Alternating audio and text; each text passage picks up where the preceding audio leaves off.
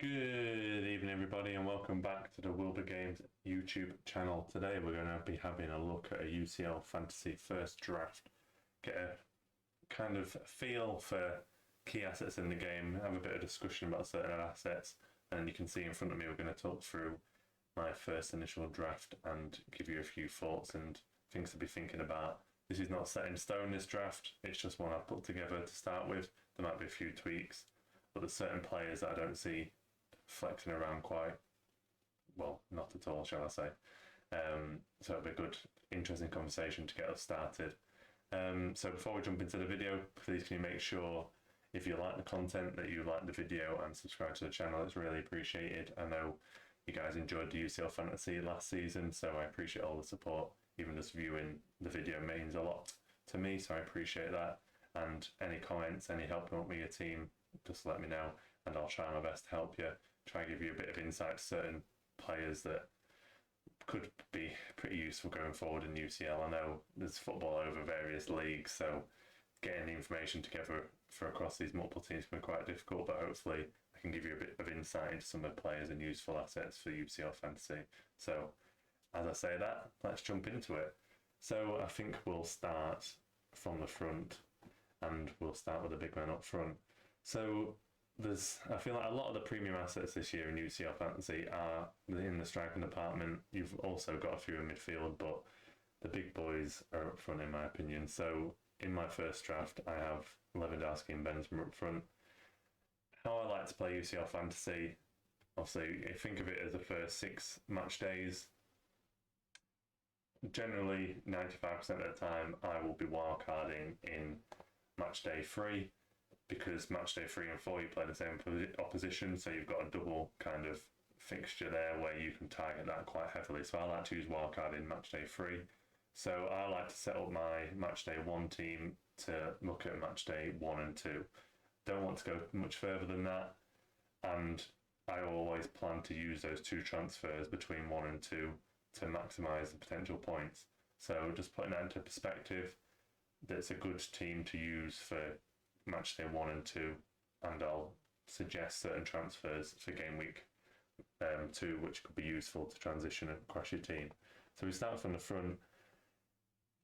You'll see from across the board, I expect my match day 1 team to have fantastic fixtures. That is the key ploy to this technique. So Lewandowski, a bit of a legend of UCL Fantasy, owned by 26% of the game. If we look at him last year, 91 points, a total of 13 goals. It was absolutely crazy. Obviously moved to Barcelona, but the key thing for me here, Barcelona against Pulsen, apologies I'm not pronouncing that right, it's just such a good fixture at home. Lewandowski just oozes class and always scores, doesn't he? So not much doubt in my mind to start with Lewandowski, but a key part of Lewandowski is, I've just mentioned about transitioning, is I love match day 1, that's fantastic. He could easily score in 2, 3, 4 and 5, but double Bayern Munich, really? Do I want to be keeping him for there? And in my mind, I'm only thinking about match day 2, so my idea would be in match day 2 to phase him out to a different player. Looking at the fixtures, I think the best transition for match day 2 would be to a PSG attacker. So there's obviously a selection of them, Neymar being the cheapest, so we want a cheaper option, Neymar, and I think Messi is 0.5 more, and then you've got Mbappe who's the most expensive. So if we flick down here just to the PSG fixtures in match day 2, PSG, where are you? PSG are away in probably their easiest fixture of the group against Haifa there, away at Haifa, so you'd expect quite a few goals in there, while Lewandowski goes actually against his old club in Bayern Munich. So my idea would be to start with Lewandowski. I expect him to be my captain on the second day. If Benzema doesn't perform on the 6th of September, Lewandowski can cover for him. Then we move on to Benzema, another one. These two last year were just absolutely fantastic UCL Fantasy. So 102 points, mainly because of how far Benzema obviously got in the competition and did very well for them, of course. 15 goals, fantastic return. Or a player of the match awards there as well. So for me, Real Madrid have got one of the best groups, and starting against Celtic, can't go far wrong there. Leipzig is not the most ideal fixture, but Real Madrid are at home, so I quite fancy them to do well there at the same time. Real, probably one of those teams that if I can squeeze another player in there, I will look to squeeze them in because they've got a decent all-round kind of fixtures. I think on my wild card I'll also go for 2 or 3. Benzema will probably stay in the length of the competition. Looking at those fixtures, can't go far wrong with that. Benzema's probably just keep. Anyone I'd say, no matter what your strategy, have Benzema in there. Great solid asset to have. And then just to touch on another striker which is currently sat on the bench, which is Bobbery from I was going to say Arsenal then. Should say Ajax. I had to get an Ajax player in there to rep the shirt at the same time. So he is very much there as the value pick. So he's at 5.5 million. So as a third striker, it's perfect to be in there. Not expecting huge things, but I do really like the Matchday 1 fixture where they're at home, Ajax against Rangers. So I'm quite big on that one. He's not someone I'm going to think about transferring out in game in Matchday 2 because he's away at Liverpool. I don't expect him to get anything in there. But like I said, I'm thinking about Matchday 1 and 2. We could definitely do something in Matchday 2, but the main idea of this player there is to have 5.5 million assets so you can fit some other players in. So not expecting great things, but Matchday 1, if you can do the business, that would be ideal. I'm looking at Ajax so far this season. He's played a lot of minutes, so I'd expect him to be starting that Rangers game, especially with all the attacking talent. Well, I'll say all the attacking talent. Anthony is now left, so definitely gives more room in there, although he was already playing before Anthony left so far. So definitely a good enabler there. So we move on to midfield. Midfield in UCL Fantasy, I always think it's a funny one because you either go like mega cheap or mega cheap and then expensive assets, or you just kind of like spread it across the whole midfield. So this is very much spreading it across the midfield, putting various options in there who could deliver, but they're not going all in for like a Salah or a KDB. Man City, I'm not big on their fixtures. The first 2 games are away at Seville and I think at home to Dortmund, so they're a bit of an iffy one for me, the first 2 fixtures. So I've only got Cancelo in there, so KDB is not one that I've really considered, or any of those attacking assets. It's just hard to predict who they're going to be. So if we have a look through here, so start with Royce. I was very much debating on Dortmund because I love the first fixture against Copenhagen at home, but then I'm not as keen on the Man City one, of course, in the second game away. So I wanted some Dortmund coverage in here for the first match. I was very much between Marco Royce and Modeste as a striker. Modeste has played every match so far for Dortmund since he came in. Basically, I think Haller had some kind of health issue, so they brought in Modeste, who's basically been playing their main striker. But Royce very much creative in behind, and I like Marco Royce, and he seems to do half decent in UCL fantasy terms. He got 32 points last season, 3 goals, so potential that he can do quite well. As I said, with the idea here, he could be one in Matchday 2 that I look to phase out for someone around 7 or 8 million. So he's definitely one to think about in that next Matchday. If I just move over to another more expensive asset in here at 9 million, Nkunku, which is very much a UCL fantasy favourite after last season. He did incredibly well. 60 points. Whoever he played, he just seemed to be able to score. I'm pretty sure they had City last season and he scored, I think pretty sure he scored a hat-trick, if not 2 goals. So he scored 7 goals in total with a lot less minutes played. So he's one of the very much a UCL fantasy asset that went well for us last season. He could definitely be flexed to someone else because he's using 9 million of budget. I like the first fixture and not so much the second. So I think very much for Matchday 2, I'll be looking at getting Lewandowski down to a PSG attacker and then Royce or Nkunku to someone else who has got a good fixture in Matchday 2, but very much Matchday 1 looked pretty strong. I talked about in a previous video, if you want to go check out the basics of UCL Fantasy, how the game works, make sure you check out a previous video. Georginio, for me, is one of these assets you'd never think about in many of in standard FPL you never think about him. But the impact in this UCL Fantasy for me is the ball recoveries. So if you look here last season, Georginio made 36 ball recoveries, which accounted for 9 points. So even though he plays defensive midfielder, he can get a lot of ball recoveries. He's generally on penalties for Chelsea as well. So you can see here he got assists and goals at the same time. So he's not the worst asset, and at his value at 5.5, very much like we talked about probably down here, he's enabling other assets in the team. So for me, he's a great asset to have in there. I think there's a few decent CDMs you can have in there. I've seen a few people like Fabinho in there who gets a lot of ball recoveries. So one or two enablers like that who can get a lot of ball recoveries can be great for your team. So he's mine in there for now. And Chelsea got 2 good fixtures to start with, so I quite like that. I was even toying with having like Sterling in here instead of Nkunku, so he's one to watch out for. Then these 2 other slots in midfield, I'm very much tagged in fixtures. So João Mario, first fixture, great fixture at home. Benfica were pretty strong at home in UCL last season. Expecting decent things from them at home. They could challenge the Juve, maybe even PSG in that group, depending on how their form goes. Great first fixture, 6 million. From what I've seen, he would also be taking penalties, so that's a big impact of why he's in my team so far, because he got 4 assists last season. Hopefully, if he's on penalties, he can chip in with some goals. 6 million is not a bad price for him if you consider he's only 0.5 more than Georginio.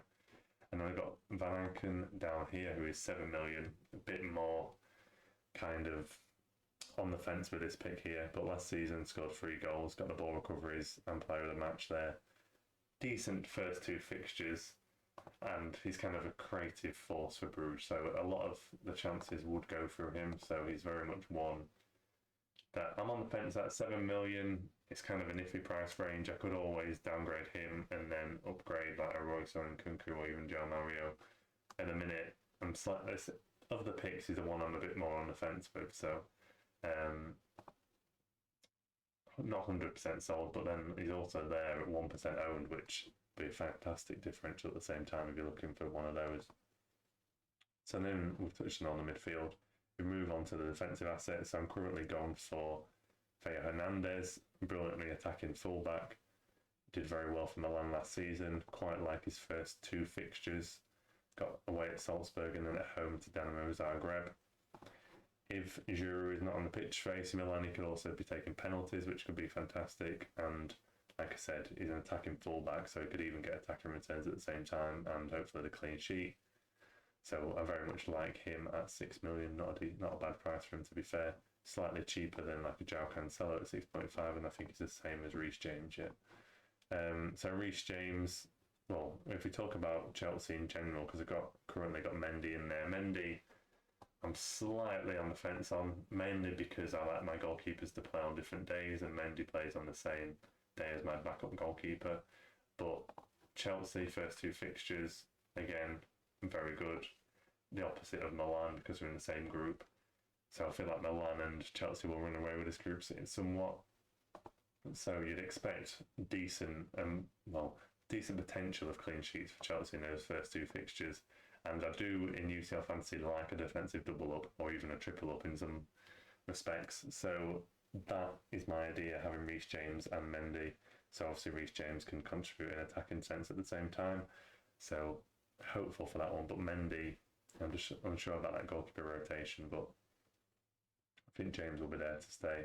João Cancelo, had slight doubts about João Cancelo. Obviously, he's very highly owned at 42%. You can get an attacking return at any point. So these first 2 fixtures I'm a bit unsure about.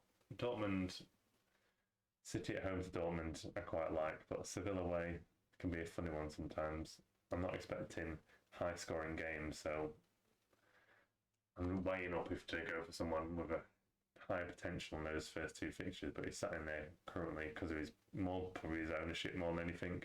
I might tweak that for someone I see more upside in there, like as a differential. But he's sat in there for now. I think very much for Matchday 3 and 4, I'll be looking more at City assets. And then our defender who's currently playing is Guerreiro. You can apologise for that. So again, very similar to Royce. Firstly, he's an attacking fullback, and they've got a great first fixture against Copenhagen. Obviously, I'm not expecting great things from away at Man City, but 4.5 million, great value there. I also looked at Otamendi with 4.5 million for Benfica. Both of them have got a very good opening fixture, so they're very much for the first fixture. Otamendi also would have Juve, so it's a good one for match day 1, maybe not so for match day 2, so very much attacking the fixtures again with that one. And then we've got a value pick on the bench of Nuno Tavares, who is 4 million. He's currently, from the league matches so far, starting for Marseille.